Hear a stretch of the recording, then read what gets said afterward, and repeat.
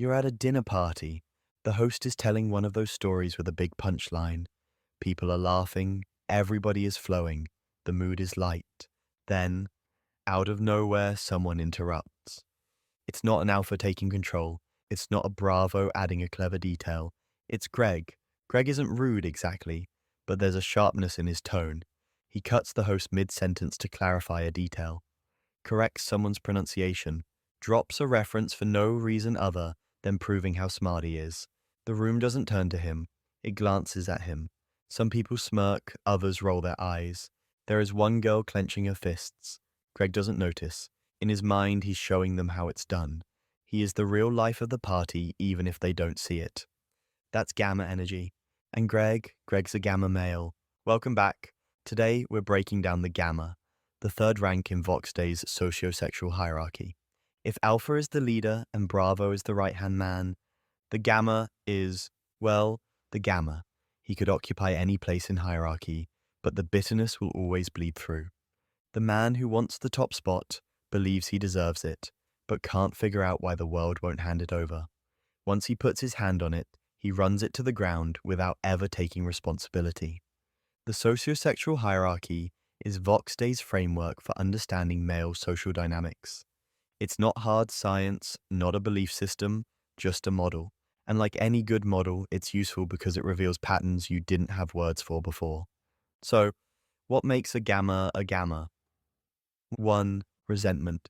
The core fuel of the gamma is the thought of, I should be running this. Whether it's a job, a social group, or a relationship, gammas carry a quiet belief that they're smarter, more capable, or more deserving than whoever's in charge. 2. Smart but self-sabotaging. Gammas often are intelligent and talented, but their inability to navigate hierarchy means they alienate the people they need. 3. Status games. A gamma's social moves are rarely about connection. They're about proving superiority, even if that means losing friends in the process. 4. Conflict as proof. Gammas often see arguments not as something to avoid, but as an arena to be conquered. If you disagree, they'll try to overwhelm you with details, trivia, or moral one-upmanship. 5. Self-image versus reality. The gamma almost always sees himself as a misunderstood genius, a lone wolf, an unrecognized hero, and almost certainly the victim. 6. Poor handling of rejection, especially from women, authority figures, or peers. When the world says no, the gamma hears in his mind, not yet, but I'll show you. 7. A dangerous blind spot. Because he believes his value is self-evident, the gamma struggles to see how others actually perceive him. Let's ground this in a story. Picture a competitive workplace. Big project up for grabs, high stakes, high reward. The alpha is naturally leading the pitch. The Bravo is quietly keeping the wheels turning. The Delta is doing his part without fuss. Enter the gamma.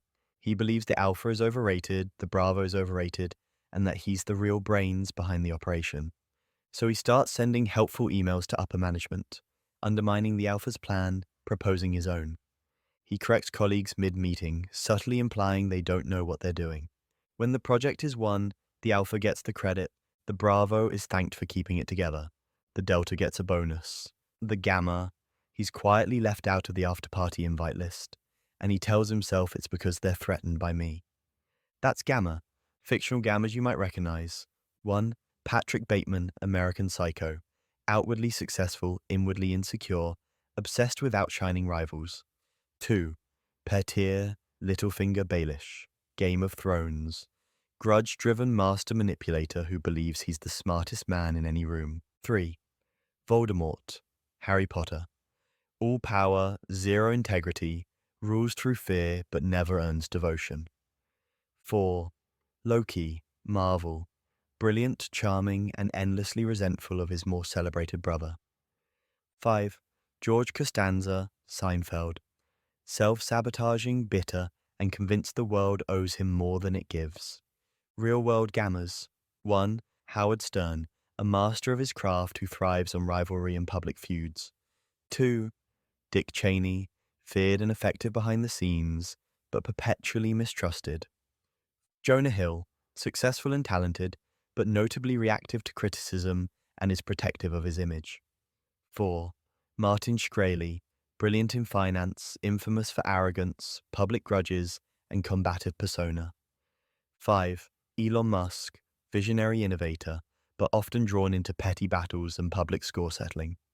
Strengths of the Gamma: intelligent, creative, and resourceful, willing to challenge authority, persistent, they don't give up easily, often excellent at spotting flaws in systems or plans.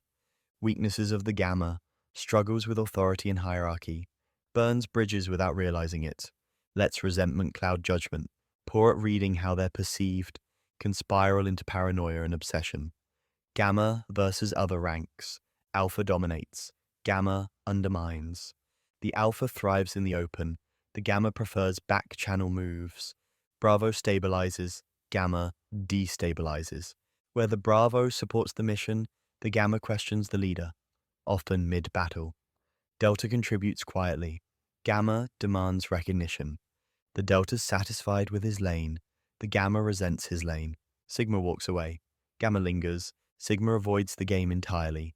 Gamma refuses to leave until he wins or somebody flips the table.